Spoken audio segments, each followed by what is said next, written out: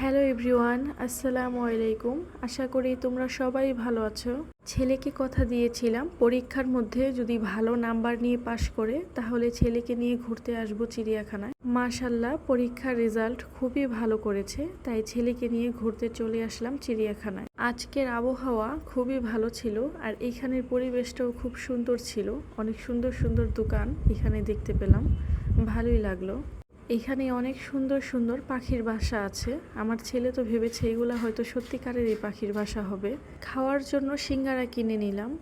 এখন টিকিট কেটে ভিতরে যাব। এইখান থেকেই টিকিট কাটা হয় আর টিকিটের জন্য 50 টাকা করে লাগবে, জন প্রতি 50 টাকা টিকিট। জানি না সবসময় এখানে কীরকম মানুষ থাকে, আজকে মোটামুটি ভালোই মানুষ আছে, তাই লাইনে দাঁড়াতে হয়েছে ভিতরে যাওয়ার জন্য। বাহিরের ওয়েদার খুবই সুন্দর, তাই হয়তো ঘোরাফেরা করে শান্তি পাওয়া যাবে। এই তো ভিতরে চলে আসলাম। বাহ, খুবই সুন্দর।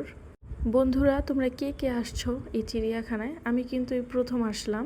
আমার ছেলে এই যে এখন দৌড়ে হরিণের সামনে চলে যাচ্ছে হরিণ দেখার জন্য।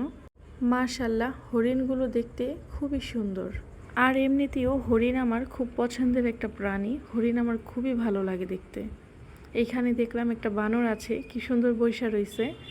আমার ছেলে একটা বাদাম দিছে খাওয়ার জন্য, কি সুন্দর বসে বসে খাচ্ছে। আচ্ছা বন্ধুরা, তোমরা ভালো থাকো, সুস্থ থাকো, আল্লাহ হাফেজ।